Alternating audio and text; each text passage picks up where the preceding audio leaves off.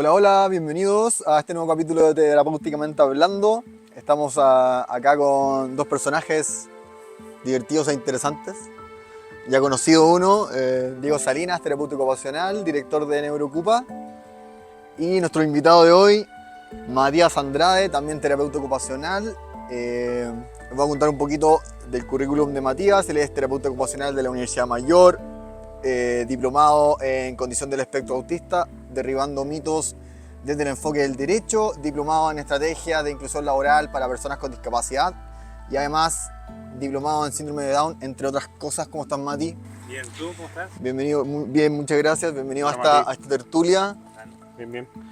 Entonces vamos a empezar un poquito para que nos cuentes cómo llegaste a convertirte en terapeuta. ¿Qué pasó ahí? Yo creo que no sabía mucho hacia dónde iba la cosa. En un momento quise estudiar Derecho, yo siendo muy malo para la lectura. Entonces, pero finalmente fue mi hermana quien me tomó ahí las riendas y me dijo: tú participas harto en acción social, te gusta como el área de la salud, creo que por ahí puede haber algo que te guste.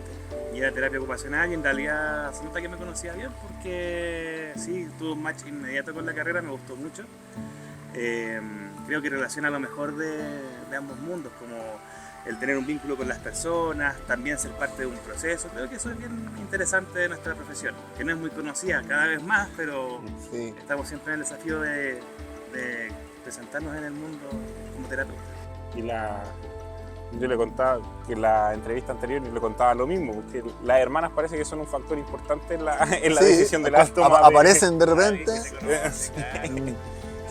La decisión de la toma de terapia ocupacional. Bueno, igual el tema del extravío al momento de egresar del colegio y entrar a la U es bien común. Sí. Igual se entiende. Sí, y dentro de nuestra carrera también se ve, porque es una etapa de un desafío ocupacional también, porque es elegir algo que uno también pretende para toda la vida, entonces también tiene unos procesos psicológicos. Claro que sí, son decisiones importantes. Y de hecho parte de su trabajo es muchas veces intervenir en ese proceso. Sí, sobre todo en la etapa de Mati, que también está como en el mundo también de la inclusión laboral también. Aprovechando esa inclinación en particular tuya, te quiero llevar como para ese terreno, ya aprovechando tu experiencia en el tema de la inclusión laboral. Me imagino que hay un vínculo muy estrecho y muy complejo entre estimulación temprana e inclusión laboral. Cuéntame un poco cuál es el estado de la cuestión actualmente. Finalmente parecieran ser como temas muy aparte, ¿verdad? Pero en realidad un proceso de inclusión, como lo vemos en terapia ocupacional, considera como todos los aspectos de la persona, entonces no podemos ver a la persona por segmento. Si vamos a hacer una buena estimulación temprana, eso sí o sí va a tener consecuencias favorables a la hora de llegar a enfrentar adultos funcionales que puedan salir al mundo del trabajo competitivo. Entonces, si bien hoy día la fortaleza o el trabajo está en las primeras etapas, es muy importante ese trabajo para pensar en la independencia, en la autonomía de futuros adultos que puedan enfrentar con mejores herramientas la sociedad, un trabajo, etc. Entonces, como que tienen mucha importancia, tienen un vínculo muy estrecho, porque a pesar de que parecieran ser como etapas muy diferentes de la vida, lo que hoy día se trabaja en la primera infancia se ve reflejado en la vida adulta, sí o sí. Claro. Eso lo corrobora también la evidencia neurocientífica, la evidencia empírica de los terapeutas, me imagino también, sí. Los terapeutas que nos están escuchando. Pero ahí también me imagino que hay muchos conflictos. O sea, la estimulación temprana implica que el sujeto esté inserto en un sistema más o menos orgánico, más o menos, pues una palabra tal vez un poco extraña, más o menos sano, ¿cierto? Que funcione de alguna manera, que interprete señales. Y eso me imagino que es ya un problema de base.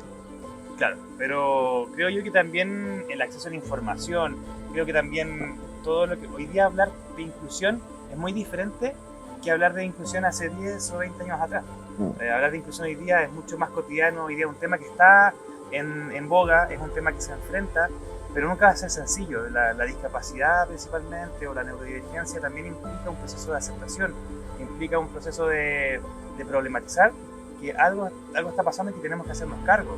Entonces, aquí una clave creo yo que el factor tiempo juega muy a favor. Mientras más temprano partan las atenciones, la familia, el niño va a poder enfrentar mejor sus ambientes sociales, su ambiente escolar, va a tener más herramientas y eso también, que sea acompañado, va a poder permitir que también sea un joven con más herramientas en la vida adulta, que pueda enfrentar un proceso regular en una empresa, que pueda enfrentar los problemas de la cotidianidad. Finalmente, nadie está ajeno, ningún adulto está ajeno a enfrentar problemas del día a día, y mientras más herramientas tengamos para resolver, vamos a tener mucho menos dificultades para hacerlo.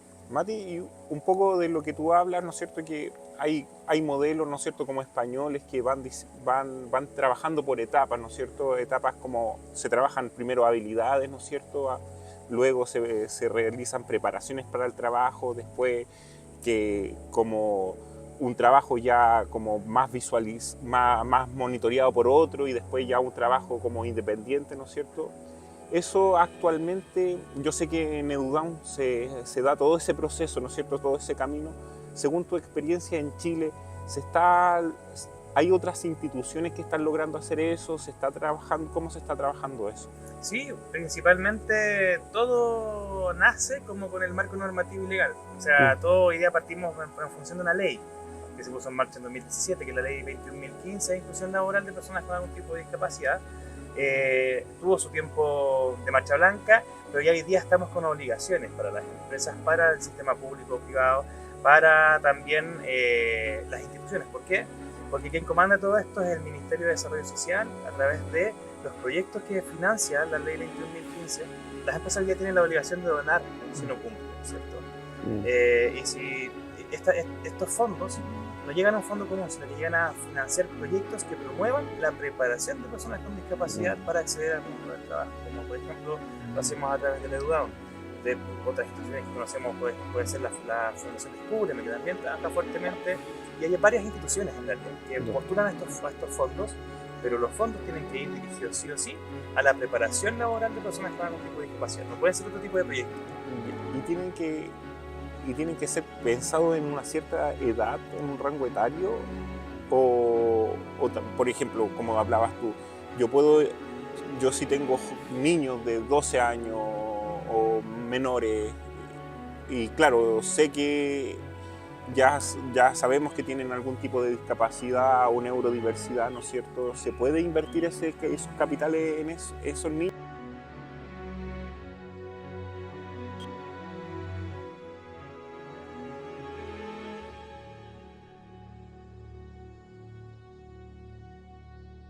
Morales con algún tipo de permiso, ¿cierto? Ahora, esto que tú planteas es súper interesante, porque también se relaciona con el tema de la estimulación temprana. Este es un trabajo sucesivo, es un trabajo en posta.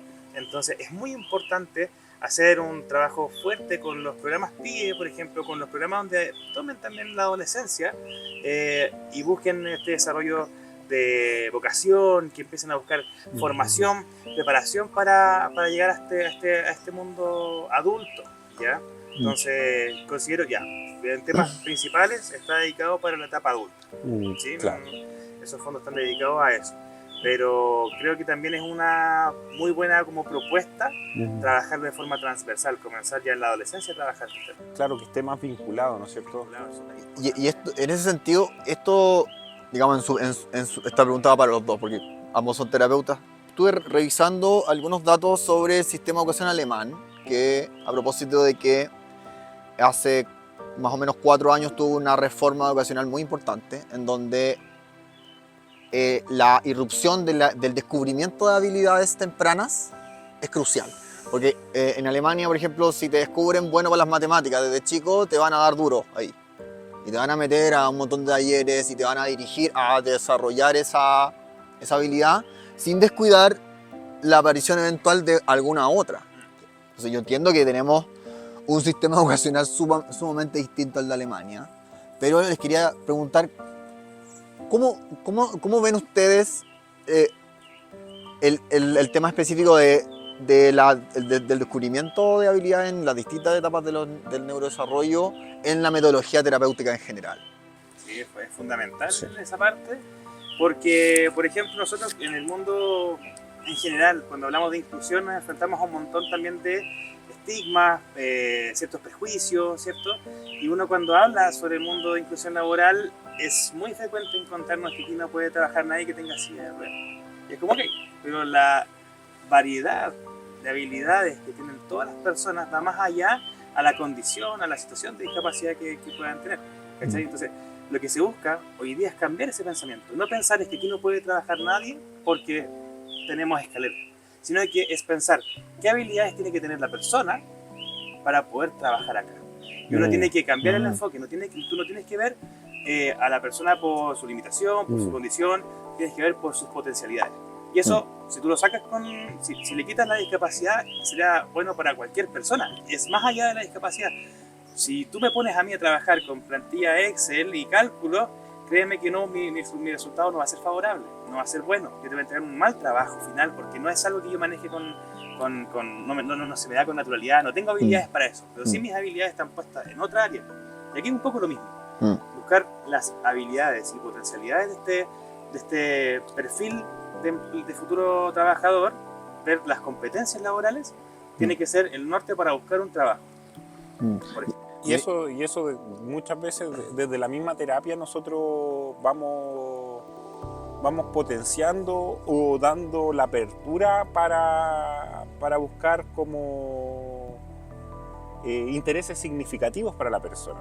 Entonces nosotros vamos potenciando esos intereses significativos y vamos potenciando esas habilidades, porque muchas veces potenciar esas habilidades hace que la persona florezca también, hace que conozca más, que interactúe mejor con su ambiente. Entonces centrarse en las habilidades en vez de centrarse como en las problemáticas o en los defectos que tenga uno, ¿no es cierto? Hace que la persona vaya significando mejor que él puede servir mejor para distintas habilidades, puede servir para distintos puestos o también para distintos grupos. Entonces va significando mucho mejor a la persona en su interacción con el medio. Claro, hay una dimensión también de autorreconocimiento, de autoestima. Trabajar en un lugar donde te sientes realizado, donde sientes que resuelves un problema, donde resuelves alguna situación, digamos, eso te da también una satisfacción personal que te da la motivación intrínseca para seguir trabajando.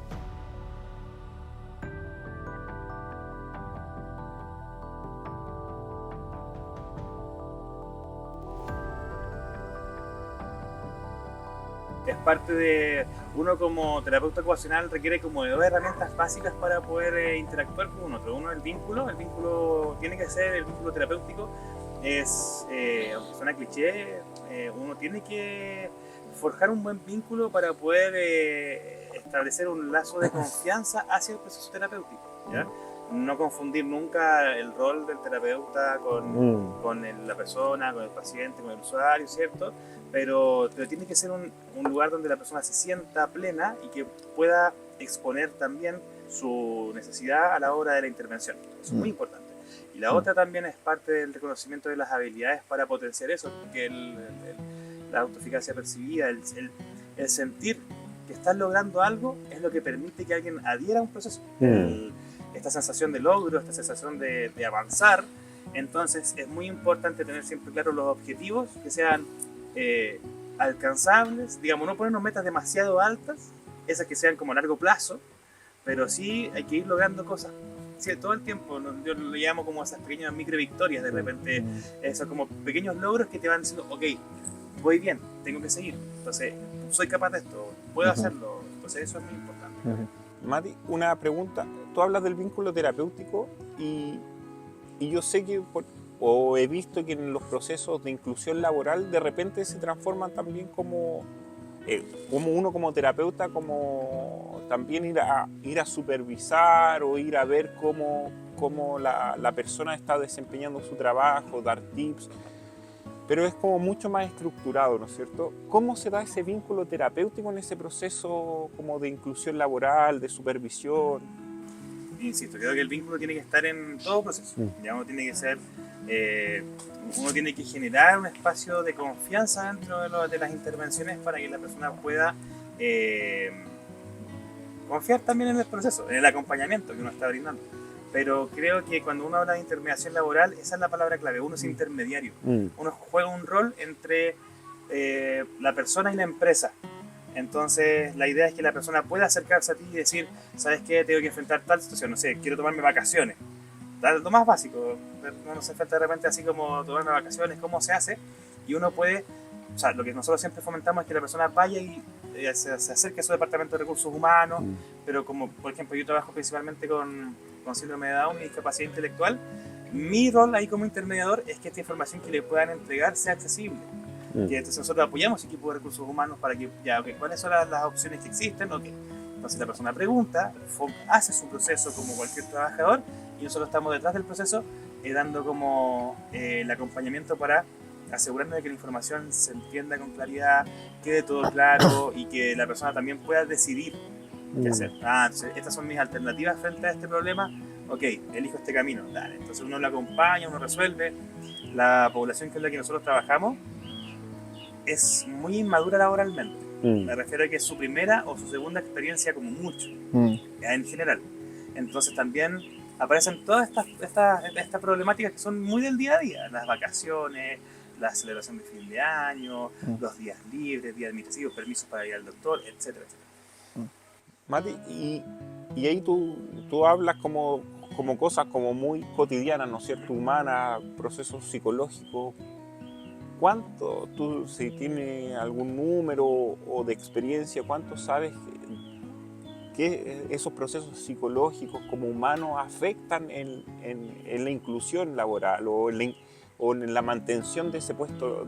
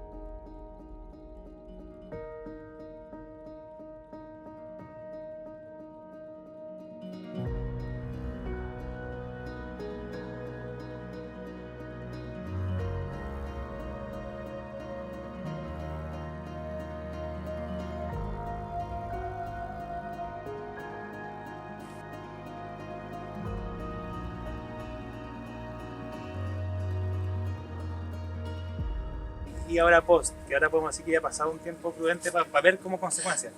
La ley vino hoy día a hacer que las empresas también tomen riendas sobre este asunto, y te podría decir yo ahora que siento que hay una aceptación mucho mayor.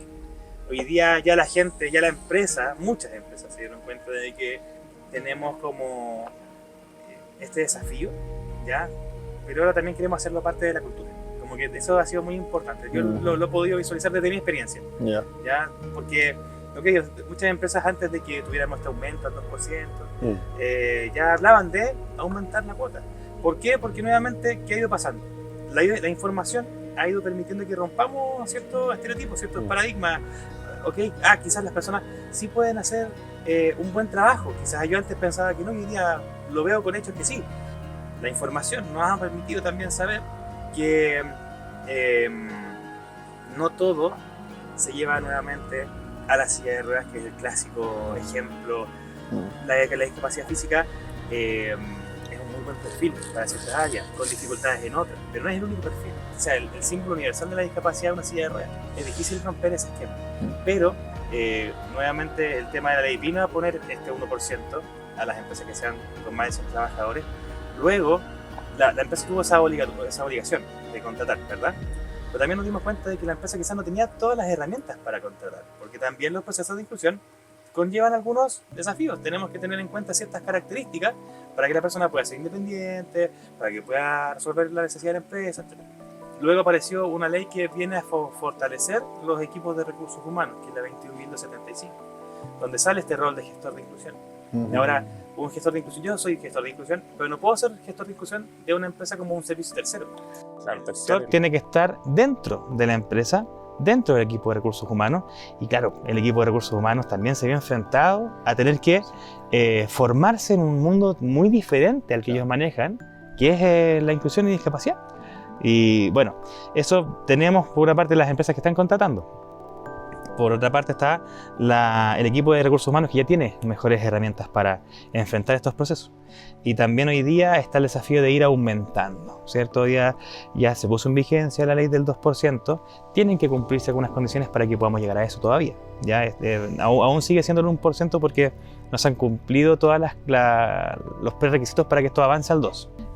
Pero como te digo, hoy día se está conversando del tema, la predisposición es otra.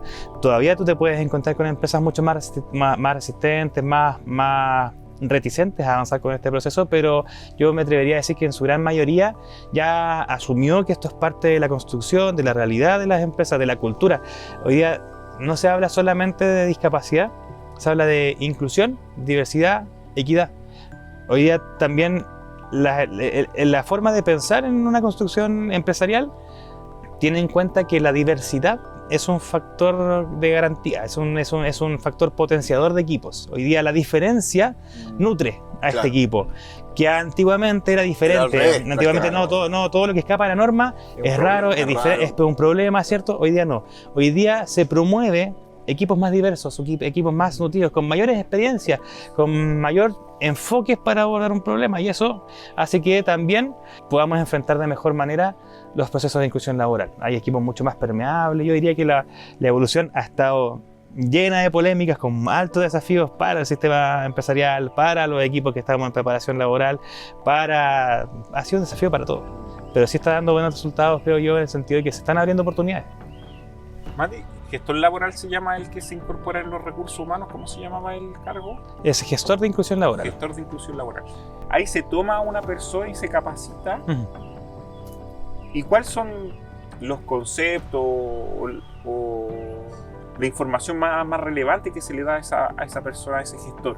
Ya, el gestor de inclusión tiene que ser alguien del equipo de recursos humanos contratado por tal área. Eso es importante. Es propio de la empresa. Luego, esta persona tiene que tener las habilidades para poder fomentar la cultura inclusiva dentro de la institución. Y eso no tiene por qué ser experto en todas las áreas, pero sí es el que tiene que ser el encargado de poder dar respuesta a todas las necesidades que presente la empresa en estos términos. Entonces, uno habla de actores internos y actores externos. Actores internos, el gestor tiene que articularse con recursos humanos, principalmente por la fase de contratación, de búsqueda, de selección, inducción y de vinculación de una persona. tiene que buscar también trabajar con capacitación. Si hay un equipo porque hay que promover capacitaciones a toda la empresa de forma transversal. El gestor de inclusión tiene que también ser capaz de armar unas políticas que respondan a lo que habla la ley. Las políticas de inclusión de una empresa no hablan como un enunciado ya, es algo que es fiscalizable, que es medible y que la dirección del trabajo, que quien fiscaliza todo esto, puede observar si es que no cumples con ciertas cosas. El gestor tiene que estar a cargo del diagnóstico, saber cómo está la empresa, cómo piensa la empresa respecto a temas de inclusión. Tiene que estar a cargo del plan de capacitación, el plan de acción, que como te decía, inducción, selección, cómo vamos a poner una publicación para buscar a las personas, ¿cierto? Busco un trabajador, esta oferta de trabajo es inclusiva, ¿cómo la publico? ¿Cierto? ¿Cómo vamos a hacer la inducción y cómo vamos a hacer también los procesos de desvinculación? Que es muy importante también tener claro cómo podemos terminar un proceso de contrato donde se garanticen todos los derechos de las personas por igual. Esas son las labores de un gestor de inclusión principalmente. Tiene que manejar esas áreas y tiene que también saber actuar con actores externos. Y actores externos pueden ser entidades como nosotros, que somos prestadores de servicio para acompañamiento. Nosotros hacemos las charlas, nosotros hacemos como otro tipo de servicios que pueden tener relación con la necesidad que la empresa pueda necesitar. Entonces, la labor de uno como intermediador laboral de una institución que presta estos servicios es trabajar directamente con el gestor. El gestor es nuestra contraparte más directa. Se ha avanzado en ritmo entonces. Pero se ha avanzado, sí, yo creo que para muchas personas ha sido un proceso bien difícil, no te digo que no. Pero sí, uno desde este lado ha visto los resultados. Hoy día hay empresas mucho más permeables. Tú hablas de inclusión laboral y la gente ya sabe de qué se trata. Claro, no es como... Sí, ya estamos más permeables.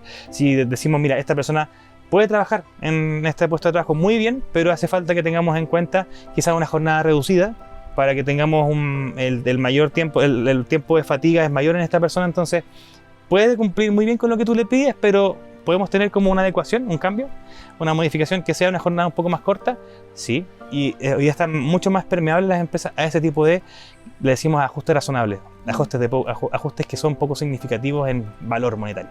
Claro. ¿Sí? Claro. Entonces uno con apoyo de imágenes, cambio del mobiliario, adecuaciones en los horarios. Por ejemplo, nuestros chiquillos, la mayoría tiene dificultades para el traslado independiente.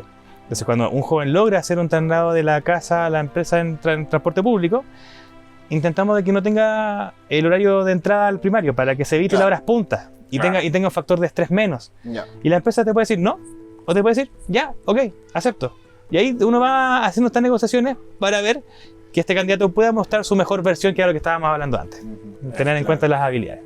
Estabas comentando, ¿no es cierto?, que era más visible como en temas de inclusión la discapacidad física, ¿no es cierto? Que en el último tiempo adultos con síndrome de Down. Pero en tu experiencia, ¿cómo también ha sido en relación a la neurodiversidad, personas con TEA, o incluso también muchas veces con déficit atencional que impacta fuerte, pero uno lo ve y es silencioso? Exacto. Es muy importante tener en cuenta todos los factores que pueden estar relacionados a la inclusión laboral, porque, por ejemplo, hablamos de condiciones o discapacidad que son más invisibles, ¿cierto? Pero hemos enfrentado el desafío de personas que trabajan en un equipo de trabajo que tienen, por ejemplo, TEA y que han tenido que enfrentar un simulacro de operación. Entonces, de repente la persona es súper funcional para trabajar, es muy... no tiene ningún problema para estar en su puesto de trabajo, pero luego hacemos un simulacro con unas sirenas, con humo, con salidas, qué sé yo, y hay cambios en la rutina que pueden alterar el funcionamiento de un trabajador y claro, pues le puede impactar en su desempeño. Entonces, qué importante es que las personas que tengan alguna condición, que tengan alguna discapacidad, puedan también comunicarlo a su empresa. Que puedan, lo más importante para nosotros es promover la adquisición de la credencial de discapacidad. Hay mucho mito relacionado con respecto a la credencial, pero es importante porque para poder entrar a trabajar por ley de inclusión tienes que tener tu credencial.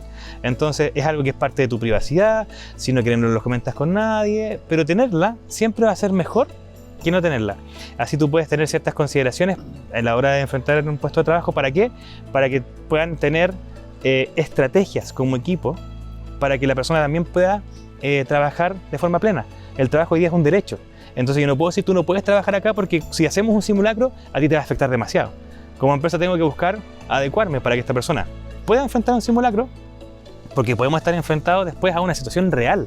Entonces, no sé, pues la misma estrategia que ocupamos con los niños en Neurocupa, de, por ejemplo, bajar ciertos estímulos ambientales, no sé, tener algunos objetos que te ayuden, no sé, los audífonos, promover el uso de audífonos, promover el uso de ciertos como, no sé, de repente gadgets, de estos juguetitos que te ayuden a disminuir los niveles de ansiedad, ¿cierto?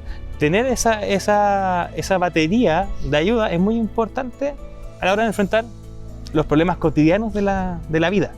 Entonces, es importante también que la persona tenga la confianza, si es que la siente, de poder transparentar esa información, comunicarla, elevarla. ¿Para qué? Para que se tenga en cuenta. Hoy día, las personas todos tenemos el derecho al trabajo y la discapacidad no puede ser una causal de no acceder a él. ¿Sí? Entonces es muy importante eso, pero para eso es muy importante también la parte previa, que la persona esté en un lugar adecuado donde sus potencialidades se puedan exponer. María, y para las personas que nos escuchan en la casa, ¿cuál serían como, o también los colegas también que no están muy involucrados en el tema como de la inclusión, también de la credencial de discapacidad, ¿cuál serían como los mayores beneficios? Si también esto tiene un beneficio económico, la credencial de discapacidad de las personas. Claro, la credencial per se no viene a resolver ningún problema inmediato. Ya eso, el único beneficio que es inmediato es el del uso de estacionamientos preferenciales. Ya tú hoy día estacionarte en los estacionamientos preferenciales no tienen en cuenta la cruz de más alta, no, ya tienes que dejar tu credencial expuesta en el parabrisas para poder ser perdonado del parte, digamos. Si no existe, aunque tengas un cartel de que vienes nada sirve más que la credencial puesta en el parabrisas, ¿ya? Pero lo que sí, cualquier beneficio del Estado, cualquier garantía del Estado que tenga con respecto a temas de inclusión y discapacidad, va a ocupar como principal documento de acreditación la credencial. No hay otro, ¿ya? En términos económicos, los adultos pueden recibir pensión. Y está este mito entre la pensión y el trabajo, ¿cierto? Que las personas, que no quiere que sea contratado porque como él recibe pensión la puede perder. El sistema previsional no es tan macabro. Sí, se pierde, pero en tramos y por años, digamos. Entonces, si tú recibes menos del sueldo mínimo, tu pensión se mantiene intacta, nunca disminuye. Ya. Si ganas entre un sueldo mínimo y 2, tu pensión disminuye en un porcentaje, pero en un paso de años. Pasan 1, 2, 3 años y vas disminuyendo gradualmente, pero no la pierdes toda. Y si ya ganas más de 2 sueldos mínimos, ahí la puedes perder toda, pero también pasando algunos años. ¿Y por qué funciona así? Porque si tú ya llevas 4 años trabajando en una empresa, tú ya estás inserto en el sistema laboral, ya eres parte de una empresa, entonces ya ese beneficio no lo necesitas per se, porque estás percibiendo otros fondos. Claro. ¿Te das cuenta? Entonces, y si la persona queda sin trabajo, no es automático, pero lo puede volver a postular y sin ningún problema. Si la persona cumple 18, promovamos de que los jóvenes saquen su pensión, es un derecho para todos. ISAPRE, FONASA, que también para todos. ¿Ya? Y lo otro con la credencial es que si tú quieres postular a vivienda, si quieres postular a apoyos a la educación superior, si quieres postular a cualquier beneficio de Senadi tiene una plataforma en la página donde dice soy persona con discapacidad y tú puedes postular a fondos concursables, a ayudas técnicas, a subsidios de traslado, a subsidios educacionales. Si tú quieres, por ejemplo, postular a la vivienda, hay casas que están ubicadas de forma estratégica en las avenidas principales que son de un solo nivel con todas las medidas de accesibilidad consideradas. De un piso, ancho de puerta, están ubicadas en esquinas principales porque tienen mayor acceso a ambulancias, entonces, y para poder optar a esas cosas, solo es con la credencial. Oye, a propósito de la credencial, me acordé que una mamá una vez me preguntó hace poco en qué momento convenía sacarla. Si es que hay una etapa que es mejor que otra. Porque, de hecho, me lo preguntó una mamá de un chico muy pequeño que tiene dislexia. Ya. Me preguntó. La credencial es, como todo en Chile, un trámite. Sí. Entonces, demora. Tiene etapas. Ya hoy día, gracias a la ley TEA, es que la credencial para la neurodivergencia fluye mucho más rápido. Antes había más barreras. Antes era un poquito más difícil. ¿Ya? ¿Por qué? Porque tiene diferentes momentos. La credencial la evalúa con PIN y la emite el registro civil. Entonces pasas por una serie de... Son tres evaluaciones principalmente. Primero un informe biomédico funcional, que tú tienes que tener el documento o los dispositivos de salud te lo entregan. Ya. Luego tienes que hacer el informe psicológico, el informe social y de redes de apoyo, que se lo hace un trabajador social. Sí. Y por último tenemos el IVADEC, que es una escala de evaluación funcional en la comunidad. Ya. ¿Ya? Teniendo esos 3 documentos, ya puedes, por ejemplo, si alguien te está apoyando, como te digo, los sistemas de salud, el CEFAM principalmente, ya tienen un protocolo y ya mandan ellos mismos los documentos a Compin. O si no, también lo puede hacer cada persona en Compin 0 filas. Te subes la documentación y se va. ¿Y esta credencial se va renovando con el tiempo o se va actualizando? Hay credenciales que son transitorias y otras permanentes. Ah, ya. En realidad la mayoría son permanentes, Ya. ¿ya? Pero existen las dos modalidades, que sean con reevaluación o la que ya es de carácter definitivo. Y depende de ahí, yo creo que Del tipo de discapacidad, Del tipo de discapacidad. claro. Entonces, y otra cosa que es bien importante, yo nunca, desde mi experiencia, nunca he visto que el porcentaje sea relevante para algo. ¿Ya? Porque también hay personas que dicen, no, que tengo un 70% de discapacidad, pero yo en realidad puedo trabajar muy, muy bien. El porcentaje, desde mi experiencia, soy me hago responsable de esto, es para darle la cuantificación de acuerdo a las evaluaciones, pero no tiene ningún impacto a la hora de tramitar alguna ayuda técnica, algún subsidio. No tiene ningún impacto a la hora de entrar a trabajar. El porcentaje es nada más, para mi impresión, declarativo, está. Ya. Pero no es como, por ejemplo, el registro social de hogares, que tiene tramos y que si tú perteneces a cierto porcentaje, Claro. accedes a ciertas cosas. No, en este caso no. Algo más medible, que te permite medir algo, pero no. Pero no representa, No creo yo. representa. Porque nosotros he tenido experiencias, por ejemplo, de personas que tienen un 100% de discapacidad. Entonces tú te imaginas que es una persona que, claro, tiene mucha necesidad de apoyo, que difícilmente va a ser independiente en algunas áreas, pero en realidad no, pasaron por un proceso, por ejemplo, no sé, un estado de coma, que esta persona que tiene 100% pasó por un tiempo en coma y luego se reincorporó, qué sé yo. Y claro, el 100% versus la habilidad de la persona era muy diferente. Claro. Entonces, la idea es que la credencial, ojalá siempre tramitarla, tenerla. ¿Desde qué edad? Para darle la respuesta a la pregunta, como inicialmente, en realidad, desde que se pueda. Desde que se pueda. Si hay cierta resistencia, o de repente uno se tropieza en el proceso cuando son muy chiquititos las personas o cuando son cierto tipo de diagnósticos, importante es no perder la paciencia o la gana de sacarla, porque de repente sí nos hemos enfrentado a profesionales que dicen, no tienes por qué hacer este documento, no lo hagas, te vas a encontrar con gente también que de repente le faltan herramientas, creo yo, para poder apoyar estos procesos. Nuestro consejo es como insistir, o sea, Que la tenga. que la tengan. Yo he escuchado harto que una de las reticencias que tienen los papás para sacar la credencial de discapacidad es el tema identitario, es el tema de la etiqueta, como he escuchado que le dicen. Y me ha llamado la atención porque uno no sé, yo pensaría que en términos prácticos no debería ser tan importante, pero a los papás sí les importa el tema de la etiqueta, de la retícula. O sea, que no voy a sacar mi credencial todavía porque a lo mejor el estado de la cuestión cambia y ya después ya no necesito, pero entonces si la saco ya tengo la etiqueta y hay todo un sistema de educación al respecto. Entonces, a mí me llama la atención que eso sea un asunto entre los papás. ¿Te ha tocado ver eso? Sí, y no tan solo con los papás, también con personas adultas al enfrentar el proceso. Sí. Y que yo creo que eso es legítimo en realidad, de cada persona. Tener esa percepción es Claro, tan válida como se no entiende, tenerla. claro. ¿Ya? Nosotros desde la área de la salud sabemos que hoy día no es una etiqueta y estamos luchando cada vez más para que la inclusión sea algo más transversal y que quizás no sea tema en algún momento tener algún tipo de discapacidad, ¿verdad? Pero en realidad, ¿cuál es el consejo que nosotros podemos brindar? Es que esa información es propia, es personal de cada uno. No tienes por qué decirla que la tienes, no tienes por qué acreditarla, ¿cierto? Pero sí el consejo es que cuando tú la necesitas, haberla sacado antes. Claro, que Sí, es algo que... Sí, porque cuando quieres postular a algo, cuando quieres, y si estás en el periodo de postulación y no tienes la credencial, no alcanzaste a postular hasta el próximo año, porque el trámite se demora. Podemos discutir ampliamente si es bueno, si es malo, si etiqueta o no etiqueta, así que perfecto, porque es subjetivo, eso va en cada uno. Pero sí nosotros como profesionales de la salud recomendamos, yo he visto el efecto, o sea, la inclusión laboral solo se puede a través de la credencial o otro documento que sirve es la colilla de pago de pensión. Ya, ambos documentos acreditan, pero sin embargo el mejor siempre va a ser la credencial de discapacidad. Entonces, promovemos a que se pueda obtener.